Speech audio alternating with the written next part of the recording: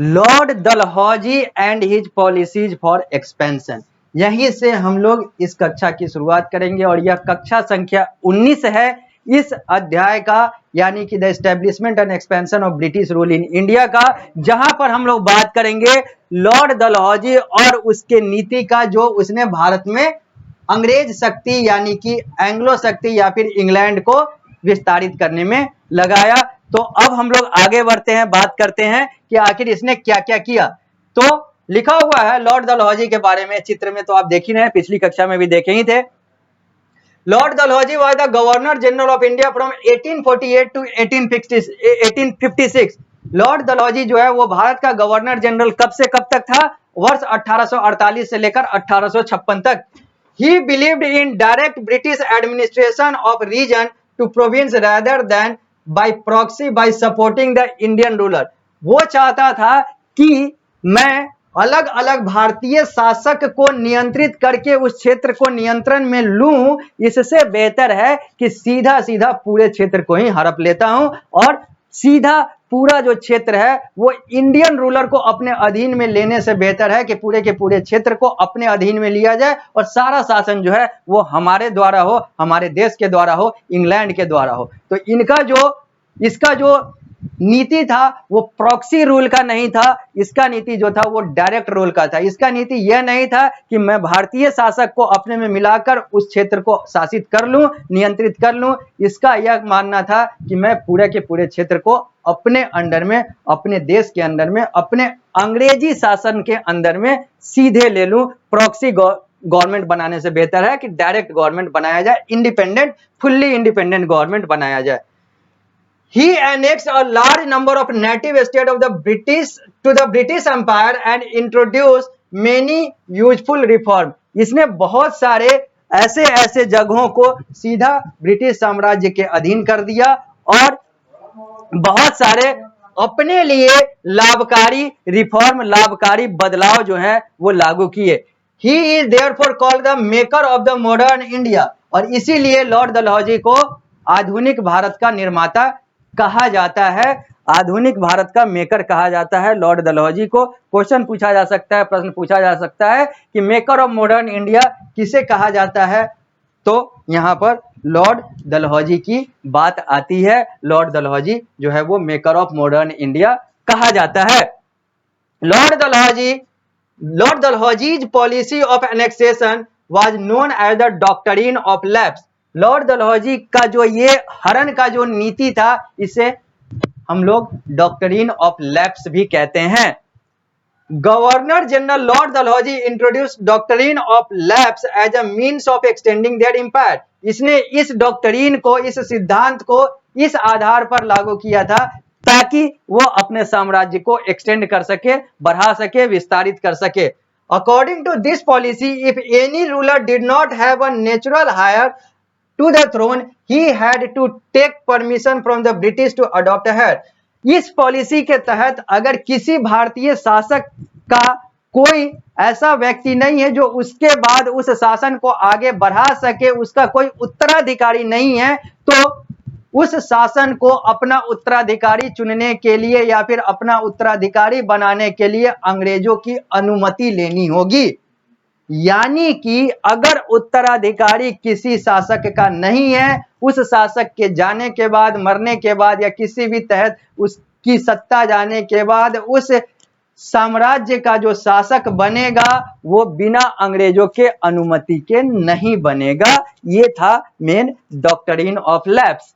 The territory of the ruler without a male heir was annexed if the adoption was refused, as the British had to right to sanction or refuse such adoption। The territory of the ruler without a male heir। अब कोई ऐसा क्षेत्र जहां पर महिला हो या फिर कहें तो पुरुष न हो उत्तराधिकारी, तो was annexed if the adoption was refused by the British। तो वो भी चीजें जो हैं वो यहां पर इस डॉक्ट्रिन ऑफ लैप्स में कहा गया कि अगर कोई उत्तराधिकारी पुरुष न होकर महिला होती है, लड़की होती है, तो वो जो क्षेत्र है वो भी अंग्रेजों के द्वारा हर लिया जाएगा, अनेक्स्ट कर लिया जाएगा, बशर्ते कि अगर वो महिला भी है, अगर वो मान लेती हैं इनकी सारी बातें। पहली बात तो ये थी कि अगर उत्तराधिकारी है तो कोई बात नहीं है, आप अपने साम्राज्य को चलाइए, अगर उत्तराधिकारी नहीं है तो मेरी परमिशन लेनी होगी। लेकिन यहाँ पर एक और कंडीशन है उत्तराधिकारी में कि अगर उत्तराधिकारी महिला है तो भी मेरी परमिशन लेनी होगी। तो ये सब डॉक्ट्रिन ऑफ लैप्स के तहत आता है, जिसमें एक बहुत बड़ा उदाहरण आता है झांसी का। अब हम लोग बात करते हैं इस डॉक्ट्रिन ऑफ लैप्स में झांसी कैसे इन्वॉल्व होता है। Jhansi, Nagpur, Satara, Udaipur, Jaitpur and Sambalpur were annexed under this policy. अब यहाँ पे झांसी, यहाँ पर लक्ष्मीबाई और अलग अलग जो चीजें हैं, यहाँ पर वो सारे शासक की बात आ गई, महिला शासक, इन सारे चीजों की बात आ गई। इसके अलावा नागपुर हो, सतारा हो, उदयपुर हो, जैतपुर हो, संबलपुर हो, ये सारे भी क्षेत्र जो हैं इसी डॉक्ट्रिन ऑफ लैप्स के तहत कुर्बान हो गए, बर्बाद हो गए और अंग्रेजों के अधीन चले गए, यानी कि लॉर्ड डलहौजी के अधीन या फिर लॉर्ड डलहौजी की नीति के अधीन चला गया, अंग्रेजों का गुलाम हो गया, या फिर कहें तो अंग्रेजों के नियंत्रण में चला गया। कौन कौन सा मुख्य जो है वो झांसी, नागपुर, सतारा, उदयपुर, जैतपुर और Sambalpur. Another method of annexation used by the Lord Dalhousie was the abolition of titles and pension of the childless ruler upon their death। एक तो हम लोगों ने देख लिया इसका नीति डॉक्ट्रिन ऑफ लैप्स, जहां पर क्या क्या बातें हुई वो हम लोगों ने कर ली। अब जो एक और नीति है जिसके तहत इसने विस्तार किया तो वो था abolition of title and pension. इसमें क्या था कि लॉर्ड डलहौजी ने another method of annexation used by the Lord Dalhousie was abolition of titles and pensions of the childless ruler upon their death. अगर कोई रूलर, कोई शासक चाइल्डलेस है, यानी कि अगर उसका कोई बच्चा नहीं है, अगर उसका कोई संतान नहीं है, तो फिर वहां पर उसकी जो उपाधि है और उसका जो पेंशन है, ये सारे चीज एबॉलिश कर दिए जाएंगे, ये सारे चीज समाप्त कर दिए जाएंगे। ये भी एक नीति थी तथाकथित भारत के मेकर, या फिर कहें तो मॉडर्न भारत के, आधुनिक भारत के मेकर, जो तथाकथित या फिर कहें तो अंग्रेजों के द्वारा जो इनको उपाधि मिला था, ये उसके नीति थे, जहां पर अगर कोई चाइल्डलेस रूलर है तो उसके भी पेंशन जो है वो और उसके जो टाइटल्स जो हैं वो भी समाप्त कर दिए जाएंगे। Their territories were then annexed, और उसके बाद इनके जो टेरिटरी हैं, इनके जो क्षेत्र हैं वो भी हर लिए जाएंगे। Thus Arcot and Tanjore were annexed by the British empire, और इसी के तहत यानी कि abolition of title and pension के तहत अरकोट क्षेत्र को और तंजौर को एनेक्स कर लिया गया, हर लिया गया अंग्रेजों के द्वारा। The adopted son of the Peshwa Nana Saheb was refused the pension by the British। अब जो दत्तक पुत्र थे, पेशवा के अडॉप्टेड सन थे नाना साहेब, उन्होंने अंग्रेजों से पेंशन लेना भी स्वीकार नहीं किया। Similarly, after the death of the Nawab of Carnatic, the British did not pay pension to his relative।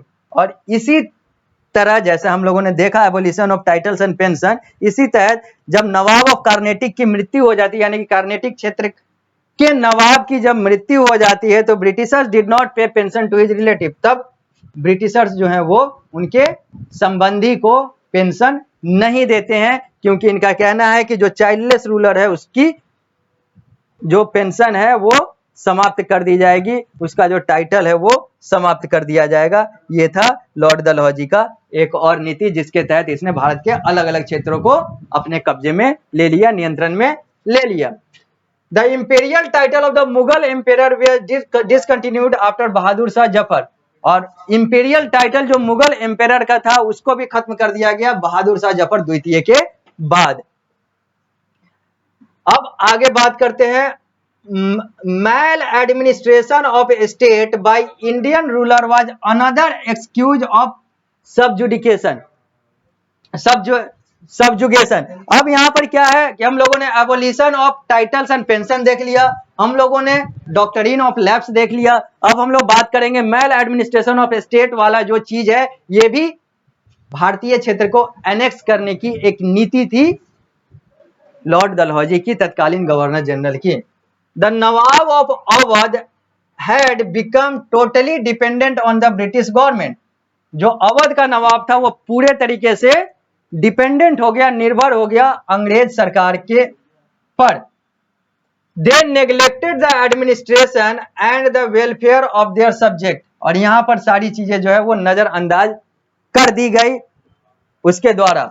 Dalhousie annexed Awadh इन 1856, और इसी के बाद डलहौजी ने अवध क्षेत्र को अपने नियंत्रण में ले लिया, और ये बात है वर्ष 1856 की, जहां पर मेल एडमिनिस्ट्रेशन ऑफ स्टेट, जो भी स्टेट अगर मेल एडमिनिस्ट्रेटेड यानी कि सही तरीके से प्रशासित नहीं है, जैसा कि हम लोगों ने देखा अवध वाले क्षेत्र में, ये तो पूरा निर्भर हो गया था, यहाँ का जो राजा था, अवध का जो नवाब था, वो तो पूरा निर्भर हो गया था अंग्रेजों पर, अपने क्षेत्र को देख नहीं रहा था। तो अब अंग्रेजों ने इस क्षेत्र को भी हर लिया, यानी कि एनेक्स कर लिया, इस क्षेत्र को भी अपने नियंत्रण में ले लिया, कब्जे में ले लिया। Under this policy he also captured a portion of Sikkim in 1850 because its ruler had ill treated the company's men. इसने सिक्किम के भी एक क्षेत्र को 1850 में अपने कब्जे में, अपने नियंत्रण में ले लिया, क्योंकि वहां पर अंग्रेजों के लोगों के साथ वहां का जो राजा था, वहां का जो प्रशासक था, वो बुरा व्यवहार करता था, सही तरीके से व्यवहार नहीं करता था। जो चीजें अच्छी थी, लेकिन हाँ अंग्रेजों के लिए ये चीजें बुरी थी, तो जिसके कारण से यहां पर भी उसने चढ़ाई कर दी और यहां पर भी कुछ क्षेत्र को अपने कब्जे में ले लिया।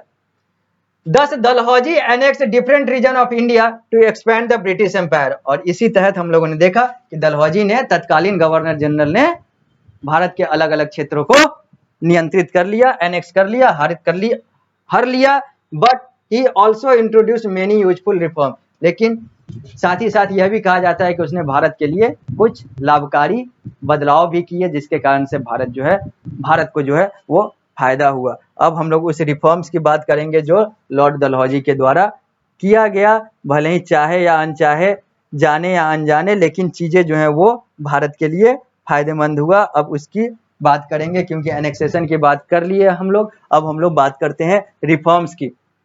लिखा हुआ है रिफॉर्म में, Lord Dalhousie introduced various reform during his rule to improve the condition of India. इस लाइन में यही कहा जा रहा है कि लॉर्ड डलहौजी ने अपने समय में, जब वो गवर्नर जनरल था, तो उसने भारत के कंडीशन, भारत की अवस्था को इंप्रूव करने के लिए, उसको बेहतर करने के लिए बहुत सारे अच्छे बदलाव किए। He proved his worth in matter of administration by the demarcation of various departments of the administration machinery and appointment of lieutenant governor for the Bengal. अब यहां पर उसने बहुत सारे he proved his worth in matter of administration of, अब यहां पर उसने बहुत सारे प्रशासनिक क्षेत्रों में बदलाव किए। अब वो चाहे जहां जहां उसको लगता था कि सही तरीके से प्रशासनिक तंत्र जो है वो काम नहीं कर रहा है, उन सारे चीजों को उसने देखा, सही किया, सुव्यवस्थित किया, और इसी के तहत उसने बंगाल में एक लेफ्टिनेंट गवर्नर की भी नियुक्ति की, अपॉइंट किया, बहाली की। He introduced the non-regulated system where a chief commissioner was appointed in the non-regulation province. अब यहाँ पर एक और प्रणाली की शुरुआत इसके द्वारा, लॉर्ड डलहौजी के द्वारा की जाती है। क्या किया जाता है? तो यहाँ पर लिखा हुआ है कि were a chief commissioner was appointed, जो नॉन रेगुलेटेड प्रोविंस है, क्षेत्र है, वहां पर चीफ कमिश्नर की नियुक्ति की जाती है, वहां पर चीफ कमिश्नर बनाए जाते हैं। Punjab and Awadh were non regulated province, और जो पंजाब और अवध था वो नॉन रेगुलेटेड प्रोविंस था, तो यहाँ पर चीफ कमिश्नर बनाए गए ताकि इस क्षेत्र को सही तरीके से आगे बढ़ाया जा सके।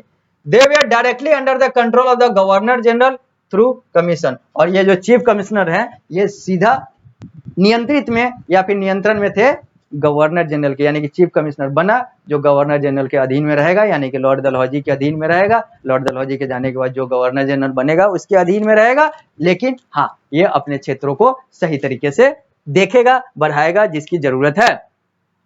During this time, railway and telegraph were introduced in India to improve the means of communication, और इसी समय लॉर्ड डलहौजी के समय ही, जब वो गवर्नर जनरल था, तो संचार को बेहतर करने के लिए, ट्रांसपोर्ट को बेहतर करने के लिए, यातायात को अच्छा करने के लिए उस समय के अनुसार रेलवे और टेलीग्राफ की शुरुआत हुई, रेलवे और टेलीग्राफ की शुरुआत हुई। He began building many public utility structure and started public work department PWD, which undertook the work of constructing road, bridges and irrigation work such as canal etc. अब he began building many public utility structure, इसने बहुत सारे समाज के लिए या फिर लोगों के हित के लिए या फिर लोगों के उपयोग में आने वाले बहुत सारे ऐसे चीजों पर भी ध्यान दिया, बहुत सारे ऐसे चीजों को बनाया, उस पर कार्य किया, या फिर कहें तो इसी ने पब्लिक वर्क डिपार्टमेंट पीडब्ल्यूडी की भी शुरुआत की, स्थापित किया, जिसका कार्य यह था, पीडब्ल्यूडी पब्लिक वर्क डिपार्टमेंट का कार्य यह था कि सड़क को सही से बनाया जाए जहां पर नहीं है, ब्रिजेज को, पुल को बनाया जाए, इरिगेशन यानी कि सिंचाई वर्क को सही तरीके से किया जाए, कार्य को सही तरीके से किया जाए, जैसे डैम हो, कैनाल हो, नहर हो, ये सारे बांध हो, इन सारे चीजों को बनाने का कार्य इसने करवाया। The extension of the grand trunk road from Peshawar to Calcutta was started during this his tenure, और जो विस्तार किया गया ग्रैंड ट्रंक रोड का पेशावर से लेकर कलकत्ता यानी कि तत्कालीन भारत वाले क्षेत्र या फिर अभी के पंजाब वाले पेशावर से लेकर भारत के वेस्ट बंगाल राज्य की राजधानी कोलकाता, जिसको कलकत्ता उस समय कहा जाता था, वहां तक के लिए इसने ग्रैंड ट्रंक रोड को विस्तारित किया, और ये सारी चीज भी इसी के टेन्योर यानी कि कार्यकाल में हुआ। Old canal were repaired and the new Ganga canal was constructed for irrigation purpose, जो पुराने कैनाल वगैरह थे उसको रिपेयर किया गया, मरम्मत किया गया, और नए गंगा कैनाल जो है वो बनाए गए ताकि इरिगेशन कार्य जो है, सिंचाई कार्य जो है वो बेहतर हो सके। हम लोग पृष्ठ संख्या 23 से पृष्ठ संख्या 24 तक आ चुके हैं। इन द एजुकेशन फील्ड, अगर हम लोग शिक्षण क्षेत्र में बात करें, Dalhousie gave the recommendation to the Woods dispatch for improving the education system in India. अगर एजुकेशन की बात करें तो Dalhousie gave the recommendation of the Woods dispatch, Dalhousie ने ही वुड्स डिस्पैच क्या होता है यह हम लोगों ने बात कर रखी है, यहां पर उस पर नहीं जाएंगे, लेकिन ये जो लॉर्ड डलहौजी था, इसने अपने शासन काल में रिकमेंड किया, सुझाव दिया कि ये जो वुड्स डिस्पैच वाला जो सिस्टम है, ये भारत के एजुकेशन सिस्टम को, भारत के शिक्षा प्रणाली को बेहतर बनाने के लिए अच्छा है, और ये भी सुझाव इसी के द्वारा दिया गया। कितना अच्छा है, कितना अच्छा नहीं है, ये हम लोगों के बीच में चर्चा की बात है, क्योंकि वुड्स डिस्पैच की बात है, अंग्रेजी शिक्षा की बात है, यह एक हिंदी देश के लिए कितना बेहतर है, उसकी शिक्षा प्रणाली हमारे सिस्टम के लिए, हमारे वातावरण के लिए कितना बेहतर है, ये आज भी एक बहुत बड़े चर्चा की विषय है। लेकिन हाँ, इसने अपने हिसाब से एजुकेशनल रिफॉर्म में वुड्स डिस्पैच को रिकमेंड करने का कार्य किया, जो भारत में माना जाता है कि एक शिक्षण क्षेत्र में डलहौजी का एक बेहतर प्रयास था। अब हम लोग जब अगली कक्षा में मिलेंगे तो हम लोग बात करेंगे other administrative policies and reforms का, जो और इसके जो और सारे जो पॉलिसीज थे, जो प्रशासनिक नीति थी और जो बदलाव हुए, उन सारी चीजों की बात हम लोग अगली कक्षा में करेंगे, और उस कक्षा में हम लोग वर्ड ट्रेजर देखते हुए इस अध्याय को समाप्त करेंगे, और फिर उसके बाद वाले कक्षा यानी कि अगला कक्षा जो होगा वो कक्षा संख्या 20 होगा, और उसके बाद वाला कक्षा संख्या 21 में हम लोग बात करेंगे एक्सरसाइज की, और उसके साथ ही हम लोग बात करेंगे इसमें आने वाले समरी की, यानी कि इसके बाद वाले कक्षा में हम लोग इसको पूरा कंप्लीट करेंगे, पूरा समाप्त करेंगे, यह अध्याय समाप्त हो जाएगा पूरे 21 कक्षाओं के माध्यम से। तो मिलते हैं हम लोग अगली कक्षा में, कक्षा संख्या 20 में।